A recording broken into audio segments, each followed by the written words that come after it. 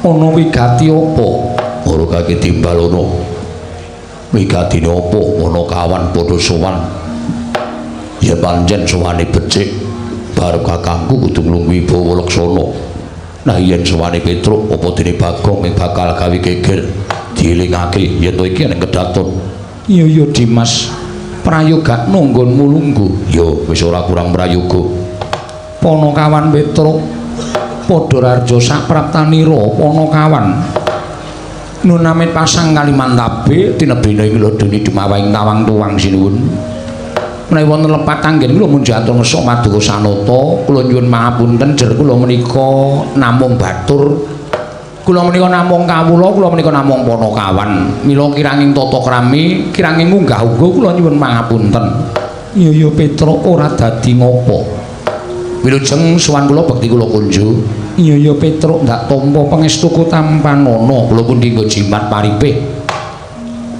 dayanana ing kasantosan prayoga nunggonmu lungguh sampun boten kirang prayogi Panakawan Bagong padha raja sapraptamu pangestunipun sinuwun Prabu Darmakusuma tansah pinayanganing kawidadan niring Sambikala iya Bagong nggih sowan ratu kok tanpa nganggo klambi kudanan sinuwun nika kula pepe teng beteng lho beteng kok umepe klambi wiwitena panas kono terus iya wilujeng bekti kula kunjung nggih sinuwun iya Bagong pangestuku tampanana kula pundi nggo jimat paripih dayanana ing kasantosan prayoga nunggonmu lungguh sampun boten kirang prayogi Panakawan Petruk padha raja sapraptamu sinuwun mandura ya wilujeng den bekti kula kunjuk ya pangestuku tampanana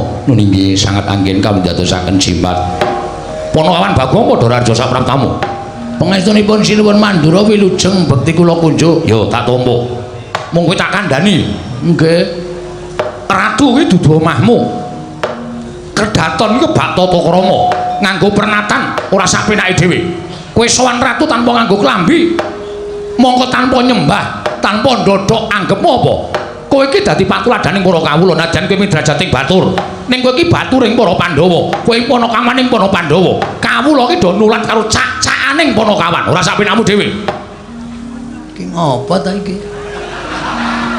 kowe iki lho kowe kuwi aku ngopo kowe iki ora nganggo klambi heeh maksude nek neng kraton ora entuk kudu nganggo klambi aku wis matur to teles nek aku masuk angin Baladewa gelem ngeroki apa lho kose to iki ratu e Gong lah wong ora ana kenthang kimpuling lelakon pojok plaret teng kanan kok muni-muni lho tur sing tak jak salaman ki sinuwun Prabu Puntadewa sinuwun Prabu Puntadewa ora lara atine kok wong kono-kono kok geger ngopo Gong iki Nalendra wis ngerti ngomong tukang becak ya sapa ning ora ngawur aku ya lara ati duneke sapenake dhewe ora tur kene iki Ngamarta aku ki mlebu metu kene iki Truk nek ora ana pasewakan kowe ngerti dhewe to sing ngepel iki sapa kowe karo aku nganti gembrobyos sing ngepel aku sing resik-resik aku sing ngeluti aku kok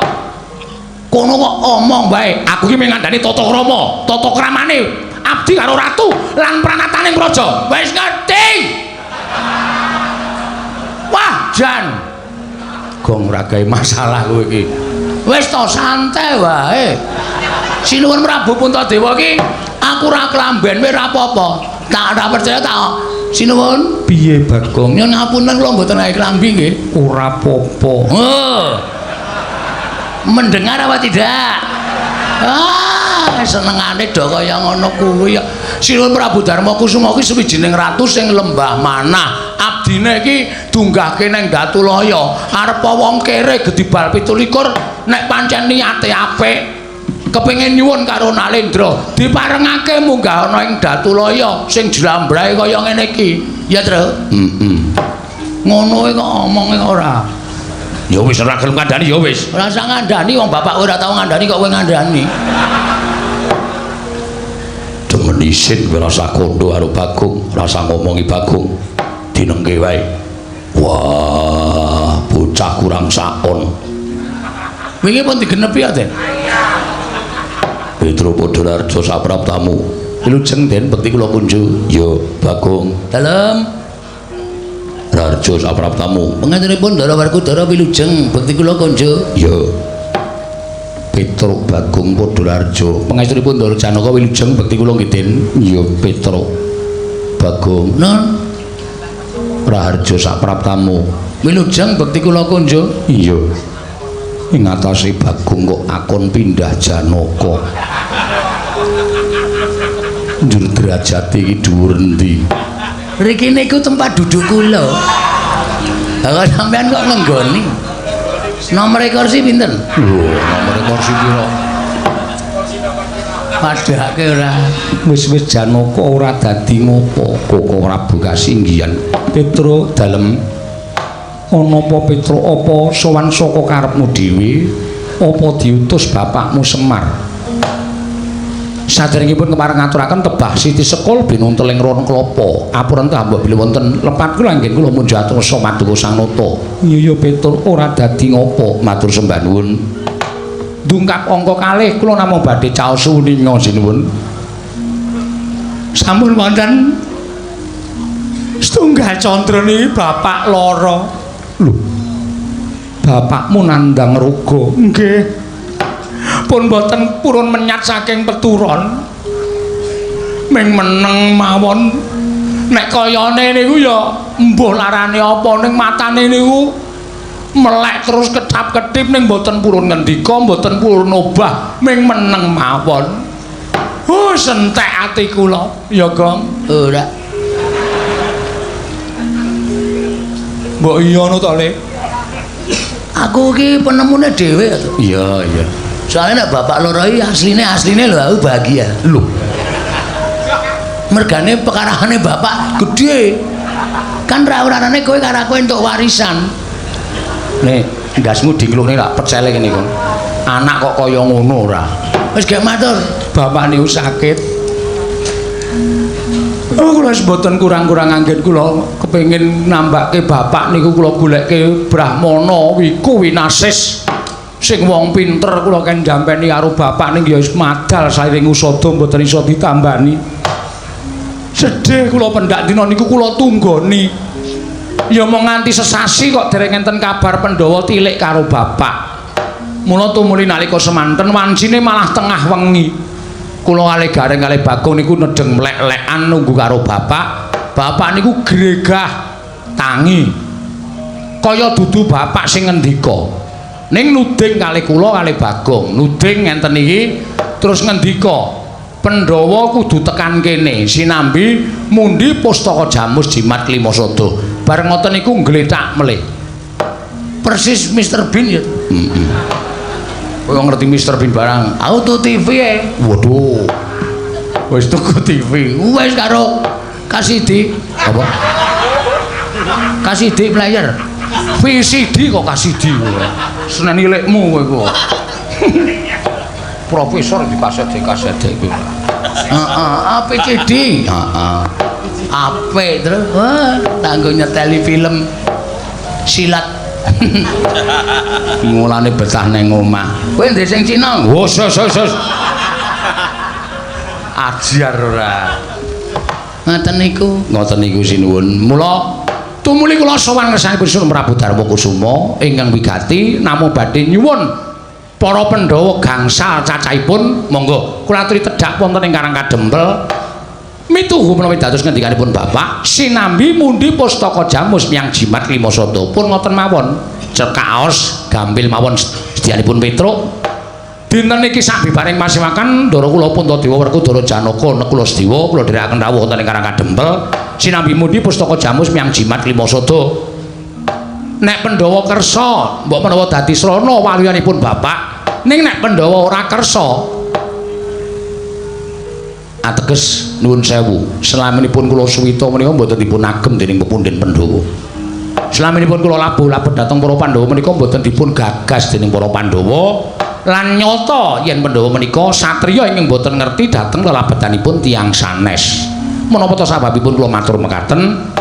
Hembanipun bapak menika anggenipun suwita dhateng para Pandhawa menika sirah dienggo sikil, sikil dienggo sirah. ming supaya muktekke para Pandhawa ning bareng Pandhawa wis mukti ngawibawa Nyakrawati mbau denda diaturi rawuh teng Karang Kadempel kok Pandhawa mboten kersa kanthi pawadan alasan napa kemawon mboten tedhak enten Karang Kadempel kula anggep nek Pandhawa nika mboten ngerti males kabecikanipun Bapak Semar pun ngoten mawon kula nyuwun dawuh Petro wonten dawuh satemene nelongso penggalihku bareng midhanget yen to bapakmu nandhang raga nggih lha iku bendina ya nangis teng omah niku bapak wis kaya kunarpa wis ora iso apa-apa bebuang nggih teng kasur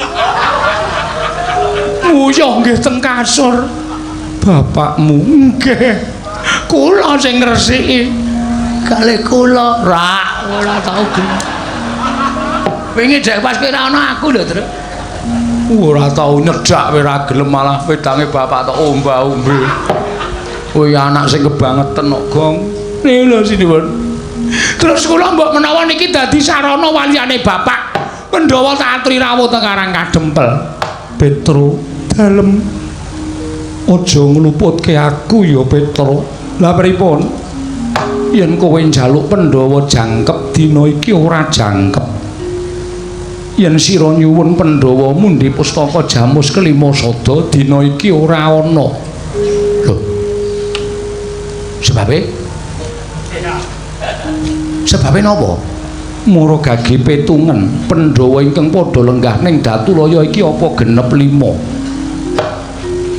Ndara Werkudara Ndara Janaka Ndara Nekula oh kok kurang siji bendaramu Sedewa ora ana kok mboten wonten Petruk tak ketak sirahmu kok kaget aku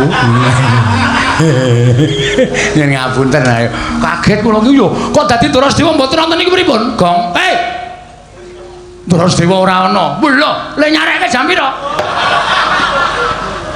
ora paham saiki tegese ora ana iki ora ana ning Pasewakan ora ana ning Pasewakan lho nanti iki lagi arep tak rembug le wah jan iki kok dadi kanane ha iki nek nganti ora genep 5 Pandhawa ora rawuh ning Karang Kadempel bapak mati lho Tru ha iya kanane kaya ngono piye iki sik ngenteni Sinuwun Prabu Darma Kusuma mula aku matur karo kowe aku kandha karo sira aja ngluputke aku lah terus kok kanane kaya ngenten panjenengan pembareping para Pandhawa kok nganti Pandhawa godhang kurang siji niku lho kok ngluputke sapa Petro nggih sing nundung bendaramu Sedewa apa pun bendaramu Jodipati Ndara Werkudara iya Petro sebabe Koko Prabu Ndarawati rawuh kepengin nyuwun ngampil pustaka Jamus kelima sada kabeh padha sarujuk amung bendaramu Sedewa ingkang ora mathuk lan ora cocok merga rumangsa pustaka kuwi aja nganti pisah kaliyan para Pandhawa pusaka kuwi dadi panguripaning kawula Ngamarta yen pusaka bakal diboyong ning Ndarawati bendaramu ora sarujuk tumuli dadi cengkah rembug kelawan bendaramu Jodipati gempung penggaling bendaramu Werkudara tumuli bendaramu Werkudara nundung kelawan bendaramu Sedewa kon lunga saka negara Ngamarta merga Sedewa ngukuhi pustaka Jamus kelima sada aja nganti lunga saka negara Ngamarta Petro ngoten to iya Petro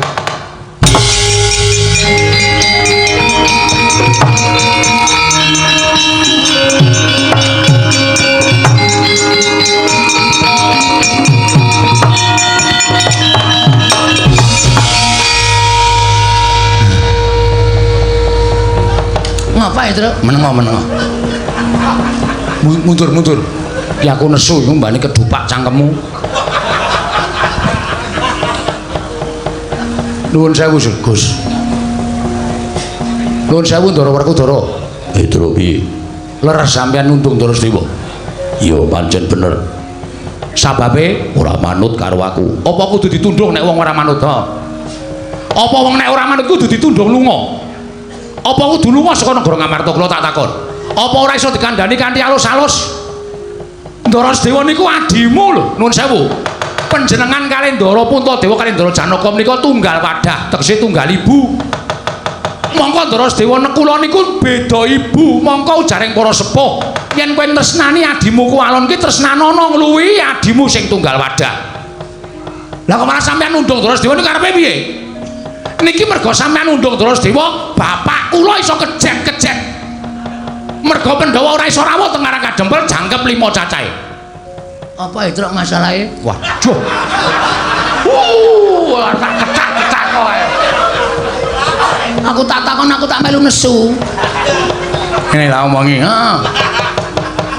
Ndara Werkudara nundung Ndara Sedewa. Wus. Mergane Ndara Sedewa nggondhali pustaka Jamus Lima Sada sing arep diboyong Ndara Sinuwun Ndarawati. Heeh, terus Ndara Sedewa diseneni Ndara Werkudara ditundung lunga. Monggo kowe ngerti to, bapak butuh Pandhawa 5. Heeh. Monggo nek rangno siji ki tegese Pandhawa ora genep 5. Ngono ya? Heeh. Lah terus masalahe kowe nesu? Lah ya iki mau. Iki mau. Watis.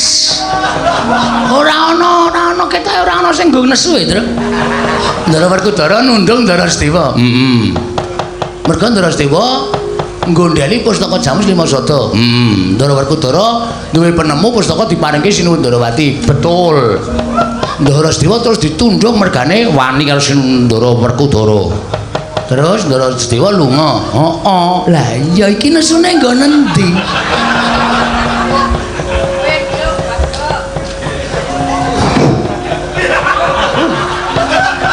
Aku dhewe bunek lho kok. Ngene lho. Iki nek Ndara Sedewa ora kondur, iki ateges Pandhawa ora iso rawuh ning Karang Kadempel 5. Ngerti to? Bapak butuhke apa? Bapak butuhke obat. Obat nggo ngobati matamu kuwi. Trombo ora kasar cangkeme. Aku ki mumet dogongan aku ki goblok banget. Wah, wis kowe rasa nesu. Ya nesu karang kowe karo aku ki wis wong loro. Nek nesu karo Ndara Werkudara. Masalahe Ndara Werkudara nundung Ndara Sedewa. Oke. Rasa suluk. Gak suluk barang ora. Men ketok greget ora. Maksudmu piye, Wer? Lho. Adimu dhewe tundunge maksudmu piye? Monggo bapak mbutuhke Pandhawa 5 rawuh nang Karang Kadempel sinambi mundi. Apa to? Pustaka Jamus Lima Sada. Pustaka Jamus Lima Sada. Aku nek nganti kok bapak ora kelakon didep Pandhawa 5. Nek bapak cilik lara, gedhe tekane mati, sapa sing tanggung jawab? Semangkean kowe. Mentala karo Ndara Sedewa. Dumes Dewa ki nom dhewe. Terus kowe luwih tuwa, sithik-sithik kudu manut kowe. Ora selawase wong tuwa ki bener. Semangkean ora. Kowe iki nesu karo sapa? Werkudara. Kok ngerti aku? Siramu nutupi kok.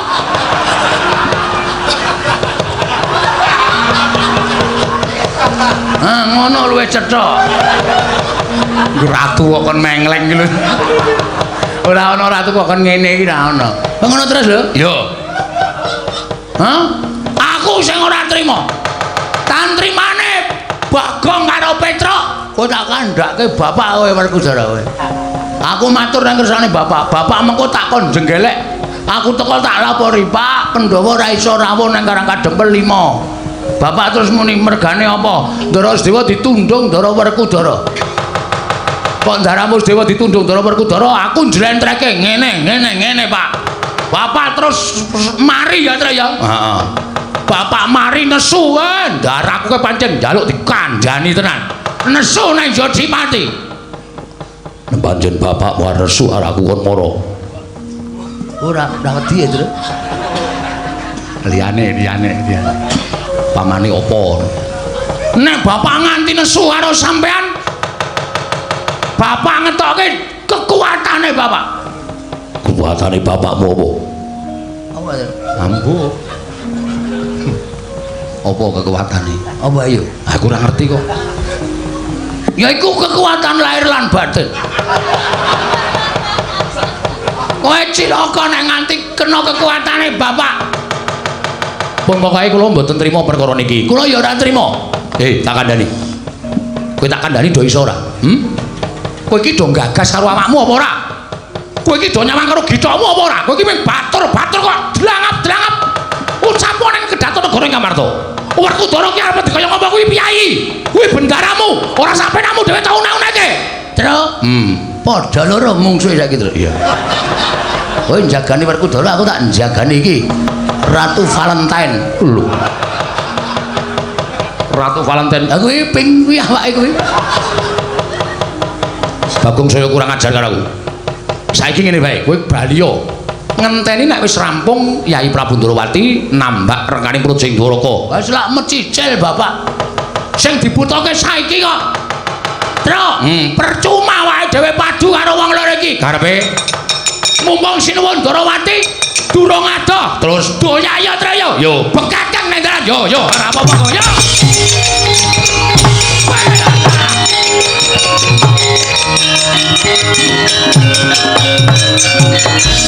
Manuk semanik jajalan surtane baune iblis lanak